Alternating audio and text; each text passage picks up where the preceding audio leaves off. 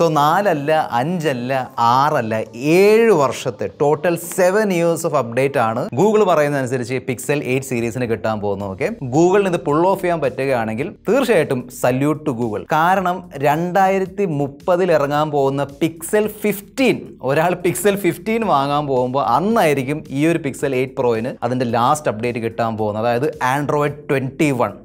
Just crazy. Okay, ഇതുവരെ ഒരു smart phone ബ്രാൻഡും ഇത്രയും അധികം OS അപ്ഡേറ്റ് പ്രോമിസ് ചെയ്തിട്ടില്ല. സോ വലിയൊരു വാഗ്ദാനമാണ്. എൻ്റെ മനസ്സിൽ വരുന്ന ഡൗട്ട് എന്താണെന്ന് വെച്ചാൽ ഇതിലുള്ള ടെൻസർ G3 ചിപ്സെറ്റ് ഉണ്ടല്ലോ, ഈ ടെൻസർ G3 ചിപ്സെറ്റിന് ആൻഡ്രോയിഡ് 21 ഹാൻഡിൽ ചെയ്യാൻ പറ്റുമോ? ഒരു വാലിഡ് ക്വസ്റ്റ്യൻ ആണ്. അതിൻ്റെ കാരണം ഞാൻ പറഞ്ഞുതരാം, പെർഫോമൻസ് സെഗ്മെന്റിൽ ഞാൻ പറഞ്ഞുതരാം. പക്ഷേ ആ ഒരു ഡൗട്ട് എൻ്റെ മനസ്സിലുണ്ട്. അതിനോടൊപ്പം തന്നെ ഒരുപാട് പേര് ചോദിക്കുന്ന ഒരു ചോദ്യമാണ്, ഒരാൾ ഒരു smart phone 7 years continuous use ചെയ്യാൻ ചാൻസ് ഉണ്ടോ? ചാൻസ് കുറവാണ്. അതായത് ഒരു 3 to 4 years ഉപയോഗിച്ചതിന് ശേഷം ഷിഫ്റ്റ് ആവാൻ ചാൻസ് ഉണ്ട്. പക്ഷേ ഷിഫ്റ്റ് ആവുന്ന സമയത്ത് ഈ ഫോൺ റീസെയിൽ ചെയ്യാൻ നോക്കുകയാണെങ്കിൽ കുറച്ചുകൂടി നല്ലൊരു റീസെയിൽ വാല്യൂ കിട്ടാൻ ചാൻസ് ഉണ്ട്. കാരണം ആഫ്റ്റർ 4 years നിങ്ങൾ 4 വർഷം ഉപയോഗിച്ചതിന് ശേഷം 3 വർഷത്തെ OS അപ്ഡേറ്റ് കിടപ്പുണ്ട്. പ്രോമിസ് ഒക്കെ കിടലാണ്. ഐ ഹോപ്പ് ഗൂഗിൾ ഈ പ്രോമിസ് പുൾ ഓഫ് ചെയ്യും. കാരണം ഗൂഗിളിന് ഈ പദ്ധതികൾ ക്യാൻസൽ ചെയ്യുന്ന ഒരു പരിപാടിയുണ്ട്. അതായത് ഗൂഗിൾ പോഡ്കാസ്റ്റ് ആണെങ്കിലും ഗൂഗിൾ പ്ലസ് ആണെങ്കിലും ഗൂഗിൾ സ്റ്റേഡിയ ആണെങ്കിലും അങ്ങനെ ആക്ച്വലി ഇതിനെക്കുറിച്ച് MKBHD ഒരു ഡെഡിക്കേറ്റഡ് വീഡിയോ ചെയ്തിട്ടുണ്ട്, കണ്ടു നോക്കുക. സോ ഇതും ക്യാൻസൽ ചെയ്യില്ല എന്ന് ഞാൻ പ്രതീക്ഷിക്കുന്നു. കാരണം ഇത് ഈവൻ മറ്റ് കമ്പനികളും ഫോളോ ചെയ്യാൻ ചാൻസ് ഉണ്ട്. Okay, so let's hope for the best. കൂടുതൽ സമയം വേസ്റ്റ് ചെയ്യാതെ ലെറ്റ്സ് റോ. ടിപ്പിക്കൽ പിക്സൽ പാക്കേജിങ്ങിലാണ് വരുന്നത്. ബോക്സിൽ പിക്സൽ 8 പ്രോ ഉണ്ട്, documents, type C charging cable and type C to type A converter, ഈ പെൻ ഡ്രൈവും ഹാർഡ് ഡിസ്ക് ഒക്കെ പ്ലഗ് ഇൻ ചെയ്യാൻ വേണ്ടി. നിങ്ങൾക്ക് Actua display and super Actua display എന്താണെന്ന് അറിയാം. സോ ഐഫോൺസിൽ ഈ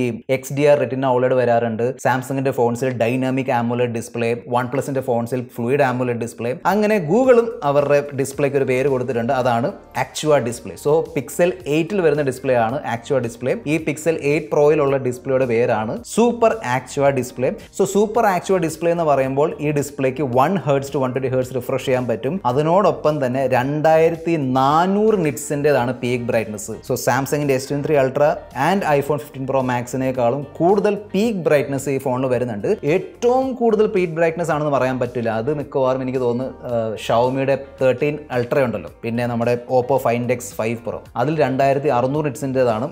ഇതൊക്കെ നമ്പേഴ്സ് ആണ്. ഓക്കെ, ഓവറോൾ നമ്മുടെ ഒരു പ്രാക്ടിക്കൽ പോയിന്റ് ഓഫ് വ്യൂ നോക്കുകയാണെങ്കിൽ തകർപ്പൻ ബ്രൈറ്റ്നസ് ആണ്. സോ ഔട്ട്ഡോർ ഇൻഡോർ എവിടെയാണെങ്കിലും ഡിസ്പ്ലേ നല്ല ക്ലിയർ ആണ്, നോ ഇഷ്യൂസ്. കഴിഞ്ഞ വർഷം വന്ന പിക്സൽ 7 പ്രോയിൽ കർവ് ഡിസ്പ്ലേ ആയിരുന്നു, ഇത്തവണ ഫ്ലാറ്റ് ഡിസ്പ്ലേ ആണ് വന്നിരിക്കുന്നത്. പെർഫെക്റ്റ്ലി ഫ്ലാറ്റ് ആണെന്ന് പറയാൻ പറ്റൂല, ഒരു 2.5D ഒരു പൊടിക്ക് ആ ഒരു 2.5D കർവ് ഇവിടെ കൊടുത്തിട്ടുണ്ട്.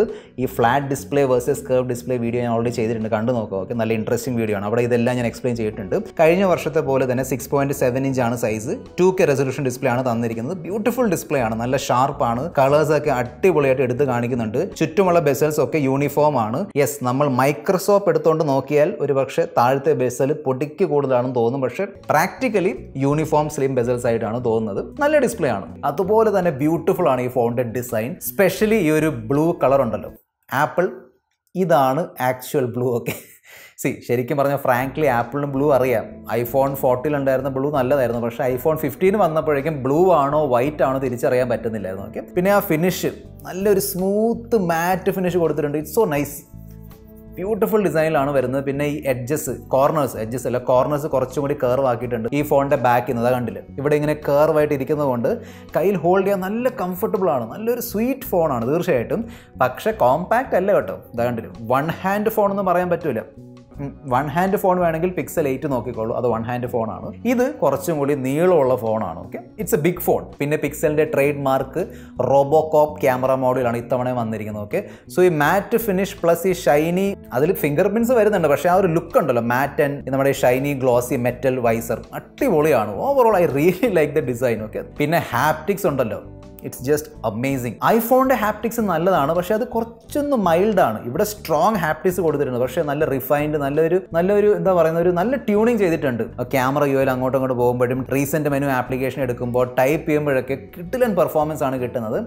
ഈ ഒരു ഹാപ്റ്റിക്സ് ഉണ്ടല്ലോ, ഇത് പറഞ്ഞറിയിക്കാൻ പറ്റില്ല. സോ നിങ്ങൾക്ക് എവിടെന്നെങ്കിലും പിക്സൽ 8 സീരീസ് കിട്ടുന്നുണ്ടെങ്കിൽ ടൈപ്പ് ചെയ്ത് നോക്കുക. ഓക്കെ, നല്ല ഹാപ്റ്റിക് ഫീഡ്ബാക്ക് എക്സ്പീരിയൻസ് ആണ് കിട്ടുന്നത്. പിന്നെ ആസ് യൂഷ്വൽ അടിപൊളി ഡ്യുവൽ സ്റ്റീരിയോ സ്പീക്കർ പെർഫോമൻസ് ആണ് കിട്ടുന്നത്. പിക്സൽ 7 പ്രോയുടെ പെർഫോമൻസ് അടിപൊളിയായിരുന്നു സ്പീക്കർ പെർഫോമൻസ്. ഇവിടെയും വളരെ നല്ല സ്പീക്കർ പെർഫോമൻസ് ആണ് കിട്ടുന്നത്. ഇതാണ് പിക്സൽ 8 പ്രോയിലുള്ള ടെൻസർ G3 ചിപ്സെറ്റിന്റെ ത്രോട്ട്ലിംഗ് പെർഫോമൻസ്. കണ്ടല്ലോ, മൊത്തം റെഡും യെല്ലോ ആണ്. അതായത് ഈ ഗ്രാഫ് പറയുന്നതനുസരിച്ച് 52%ലാണ് ഈ ഒരു CPU റൺ ആവുന്നത്. അതായത് മാക്സ് പൊട്ടൻഷ്യൽ നമ്മൾ എടുക്കാൻ നോക്കിയാൽ നേരെ ത്രോട്ട്ലിംഗ് ആവുന്നുണ്ട്. ഇതിനുള്ള കാരണം അറിയാലോ, പിക്സൽ 6 പ്രോ ആണെങ്കിലും പിക്സൽ 7 പ്രോ ആണെങ്കിലും നല്ല ഹീറ്റിംഗ് ഇഷ്യൂസ് ഉണ്ടായിരുന്നു. ഒരുപാട് പേര് കംപ്ലൈന്റ് ചെയ്തിരുന്നു. അതുകൊണ്ട് ആ ഹീറ്റിംഗ് കുറയ്ക്കാൻ വേണ്ടിയാണ് എന്ന് തോന്നുന്നു. സോ നമ്മൾ ഈ പെർഫോമൻസിന്റെ ചാർട്ട് എടുത്ത് നോക്കിയാൽ ഏറ്റവും മേളിൽ ഒരുപക്ഷെ A17 പ്രോ അല്ലെങ്കിൽ A16 ചിപ്സെറ്റ് ആയിരിക്കും. അതിനുശേഷം 8 Gen 2 ആയിരിക്കും. അതിനുശേഷമാണ് ഈ ടെൻസർ G3 ചിപ്സെറ്റ് വരാൻ പോകുന്നത്. നമുക്ക് വേണമെങ്കിൽ പറയാം പിക്സൽ ഫോൺസ് പെർഫോമൻസ് ഉള്ളവർക്ക് വേണ്ടിയല്ല, അല്ലെങ്കിൽ ഗെയിമിംഗ് ഉള്ളവർക്ക് വേണ്ടി, ഗെയിമിംഗ് ചെയ്യുന്നവർക്ക് വേണ്ടിയാണെന്ന് നമുക്ക് പറയാൻ പറ്റും. പക്ഷേ നമ്മളിനി എത്ര കാലമാണ് ഈ ഒരു റീസൺ അല്ലെങ്കിൽ ഈ ഒരു ന്യായീകരണം പറഞ്ഞുകൊണ്ടിരിക്കേണ്ടത്? G1 ചിപ്സെറ്റ് വന്നു, അപ്പോഴും സെയിം ത്രോട്ട്ലിംഗ് ആയിരുന്നു. G2 വന്നു, സെയിം ത്രോട്ട്ലിംഗ്. ഈ G3ലും സെയിം അവസ്ഥയാണ്, ത്രോട്ട്ലിംഗ് ചെയ്യുന്നുണ്ട്. സോ ഞാൻ പറഞ്ഞതുപോലെ ഈ ചിപ്സെറ്റ് 50% പൊട്ടൻഷ്യലാണ് റൺ ആവുന്നത്. 7 വർഷത്തിന് ശേഷം 2030 വരാൻ പോകുന്ന Android 21 വരുമ്പോൾ ഈ ചിപ്സെറ്റിന് അത് ഹാൻഡിൽ ചെയ്യാൻ പറ്റുമോ?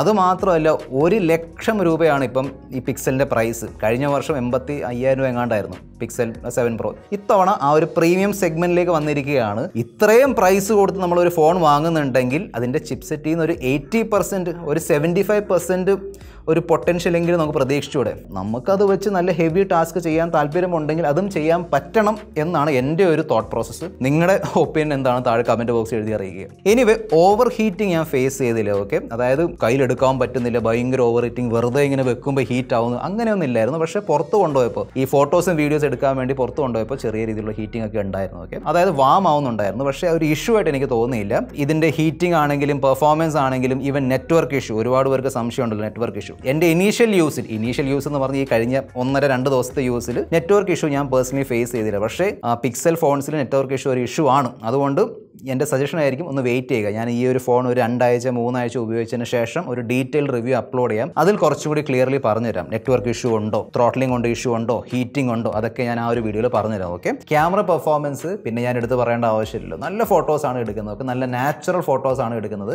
എന്നാലും ആ ഫോട്ടോസിലുള്ള കളേഴ്സ് ഉണ്ടല്ലോ, ആ കളേഴ്സിന് നല്ല എടുപ്പുണ്ട്. പിന്നെ ഞാനൊരു കാര്യം നോട്ടീസ് ചെയ്തത്, അതായത് ഫോർ എക്സാമ്പിൾ നമ്മൾ ഈവനിങ് സമയത്ത് എടുക്കുകയാണെങ്കിൽ അതിൽ ഹ്യൂമൻ സബ്ജക്റ്റ് ഒക്കെ ഉണ്ടെങ്കിൽ ആ ഈവനിങ്ങിൻ്റെ ഒരു ഓറഞ്ച് ടോൺ അല്ലെങ്കിൽ ഒരു വാം ടോൺ ഉണ്ടല്ലോ, അത് ഇത് നല്ലോണം ക്യാപ്ചർ ചെയ്യുന്നുണ്ട്. അതേ സമയത്ത് ഈവനിങ് ടൈമിലുള്ള ഈ സ്കൈൻ്റെ ഫോട്ടോ ഒക്കെ എടുക്കുമ്പോൾ അതിൻ്റെ ഓറഞ്ച് ചെറുതായിട്ട് കുറയ്ക്കുന്നുണ്ട്. ഇത് കണ്ടില്ലേ? സോ ഐഫോൺ വേഴ്സസ് പിക്സൽ ആണ്. പിന്നെ ഇതൊക്കെ ഒരു പേഴ്സണൽ പ്രിഫറൻസ് ആണ്. ചിലർക്ക് സാംസങ്ങിൻ്റെ ഓപ്റ്റിമൈസേഷൻ ആണ് ഇഷ്ടം, ചിലരുടെ ഫേവറേറ്റ് ഐഫോൺസ് ആണ്, ചിലർക്ക് പിക്സലിൻ്റെ ഈ നാച്ചുറൽ ഫോട്ടോഗ്രാഫിയാണ് ഇഷ്ടം. നിങ്ങൾ ഏത് ടീമിലാണ് താഴെ കമന്റ് ബോക്സിൽ എഴുതി അറിയിക്കുക. ഇതിലുള്ള 50 മെഗാ പിക്സലിന്റെ മെയിൻ ക്യാമറ ഉണ്ടല്ലോ, അത് പിക്സൽ 7 പ്രോയിൽ ഉണ്ടായിരുന്ന അതേ ക്യാമറയാണ് സെയിം ഇവിടെയും വന്നിരിക്കുന്നത്. എനിക്ക് തോന്നുന്നു അപ്പർച്ചർ ചെറുതായിട്ട് മാറ്റിയിട്ടുണ്ട്, ദാറ്റ്സ് ഓൾ.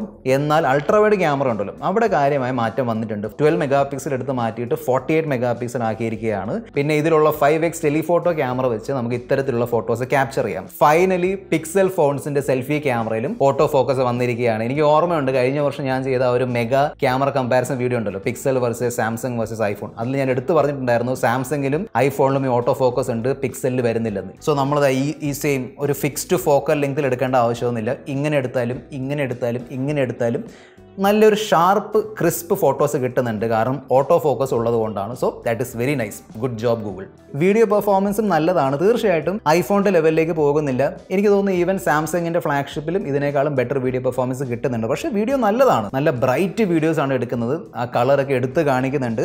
ഇത് ഒരു ഇനീഷ്യൽ ഇംപ്രഷൻ മാത്രമാണ്. ഞാൻ പറഞ്ഞില്ല 2 ദിവസം മുന്നെയാണ് ഫോൺ കിട്ടിയത്. സോ ഇതൊരു ഫൈനൽ റിവ്യൂ ഒന്നല്ല, നമുക്കിതിൻ്റെ ഫൈനൽ റിവ്യൂ ചെയ്യാം. അതിനോടൊപ്പം തന്നെ ഈ ഫോൺ ഐഫോൺ 15 Pro Max ഇവിടെ പോയി, ഈ ഐഫോൺ 15 Pro Max വേഴ്സസ് ഈ സാംസങ് S23 Ultra. ഓക്കെ, ഇതിൻ്റെ ക്യാമറ കമ്പാരിസൺ നമുക്ക് ചെയ്ത് നോക്കാം. എന്നാലും നമുക്ക് മനസ്സിലാവുള്ളൂ ഏത് സിറ്റുവേഷനിൽ ഏത് ഫോണാണ് ബെറ്റർ ആയിട്ട് പെർഫോം ചെയ്യുന്നത്. ഓക്കെ, പിന്നെ ലേറ്റസ്റ്റ് Android 14 ആണ് വരുന്നത്. കൂടെ ക്രൗഡ് ഫേവറേറ്റ് ആയ പിക്സൽ എക്സ്പീരിയൻസ് ഒക്കെ ഇവിടെ കൊടുത്തിട്ടുണ്ട്. അതിനോടൊപ്പം തന്നെ ഒരു ലോഡ് AI ഫീച്ചേഴ്സ് ഗൂഗിൾ ഇത്തവണ അനൗൺസ് ചെയ്തിട്ടുണ്ടായിരുന്നു. ഓക്കെ, ഫസ്റ്റ് ഓഫ് ഓൾ ആണ് ആ ഒരു വോയിസ് ടു ടെക്സ്റ്റ്. അത് മുമ്പ് ഉണ്ടായിരുന്നു, അതായത് നമ്മളിങ്ങനെ പറയുമ്പോൾ ഓട്ടോമാറ്റിക്കലി അത് ഇങ്ങനെ ടെക്സ്റ്റ് ആയിട്ട് ഇങ്ങനെ എഴുതി കാണിക്കും. സെക്കൻഡ് ഫീച്ചറാണ് കോൾ സ്ക്രീനിങ്. എന്ന് വെച്ചാൽ ഒരു റാൻഡം കോൾ വരികയാണ്, നമുക്ക് ആ കോൾ പിക്ക് ചെയ്യാൻ താല്പര്യമില്ല എങ്കിൽ ഈ ഫോണിലുള്ള AI യോട് നമുക്ക് പറയാൻ പറ്റും, സംസാരിക്കാൻ. ഒരു നല്ലൊരു ഹ്യൂമൻ വോയിസിലാണ് സംസാരിക്കുന്നത്. ഈ സെയിം ഫീച്ചർ പിക്സൽ 7 പ്രോയിലും ഉണ്ടായിരുന്നു, പക്ഷേ ഇന്ത്യയിൽ ഇത് വർക്ക് ആവുന്നില്ല. Call screening I don't think ഇന്ത്യയിൽ ഇത് സപ്പോർട്ട് ചെയ്യുന്നുണ്ടെന്ന്. നെക്സ്റ്റ് ഫീച്ചർ ആണ് മാജിക് എഡിറ്റർ. എന്ന് വെച്ചാൽ മാജിക് ഇറേസർ അറിയാലോ, ബാക്ക്ഗ്രൗണ്ടിലുള്ള അനാവശ്യമായ കാര്യങ്ങൾ നമുക്ക് ഇങ്ങനെ ഇറേസ് ചെയ്യാൻ പറ്റും. ഈ മാജിക് എഡിറ്റർ ഉപയോഗിച്ച് നമുക്ക് വേണമെങ്കിൽ ആ ഓബ്ജക്റ്റിനെ മാറ്റി അവിടെ ഇവിടെയൊക്കെ പ്ലേസ് ചെയ്യാം. അതിനോടൊപ്പം തന്നെ സ്കൈൻ്റെ കളറൊക്കെ മാറ്റാൻ പറ്റും. പിന്നെ വീഡിയോ ബൂസ്റ്റ് എന്നൊരു ഫീച്ചർ ഉണ്ട്. അതായത് നമ്മൾ എടുക്കുന്ന വീഡിയോസ്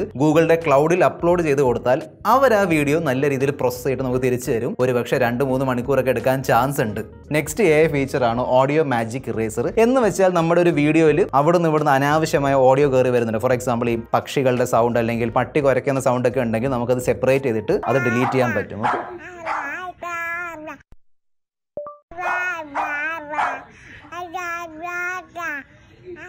നെക്സ്റ്റ് ആണ് ഈ ബെസ്റ്റ് ടേക്ക്. ബെസ്റ്റ് ടേക്ക് എന്താണെന്ന് വെച്ചാൽ ഈ നമ്മളൊരു ഗ്രൂപ്പ് ഫോട്ടോ എടുത്തു. ആ ഗ്രൂപ്പ് ഫോട്ടോയിൽ ഏതെങ്കിലും ഒരാൾ ഇങ്ങനെ അല്ലെങ്കിൽ ഇങ്ങനെ കണ്ണടച്ച് ഇങ്ങനെ ഇരിക്കുകയാണെങ്കിൽ നമുക്ക് ഇതിന് മുൻപെടുത്ത്, അതായത് ഈ ബെസ്റ്റ് ടേക്കിൻ്റെ ഓപ്ഷൻ നമ്മൾ സെലക്ട് ചെയ്താൽ പിന്നെ ഒരു ബേസ്റ്റ് ഫോട്ടോസ് ആണ് ഈ ഫോൺ എടുക്കുന്നത്. അങ്ങനെ എടുക്കുമ്പോൾ ഏറ്റവും ബെസ്റ്റ് തല എടുത്തിട്ട് മറ്റേ നമുക്ക് ഇഷ്ടമുള്ള ഫോട്ടോയിൽ ആ തല ഇങ്ങനെ വെട്ടി ഇങ്ങനെ പ്ലേസ് ചെയ്യും.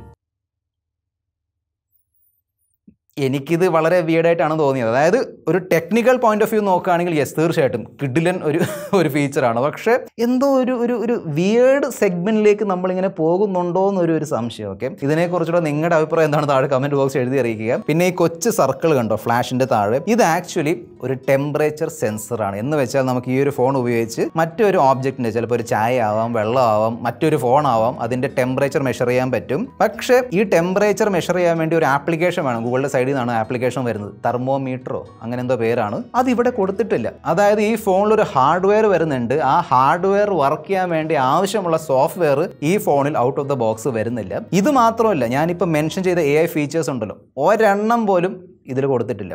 ഗൂഗിൾ പറയുന്നതനുസരിച്ച് ഇനി വരുമെന്നാണ് പറയുന്നത്. ആക്ച്വലി ഞാൻ ഭയങ്കര എക്സൈറ്റഡ് ആയിരുന്നു AI ഫീച്ചർ ടെസ്റ്റ് ചെയ്യാൻ വേണ്ടി.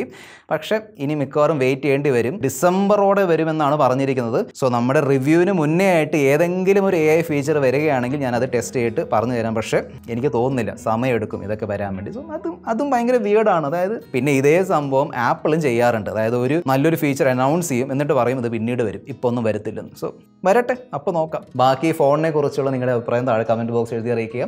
This is your friend Mr. Perfect Tech signing off. Goodbye.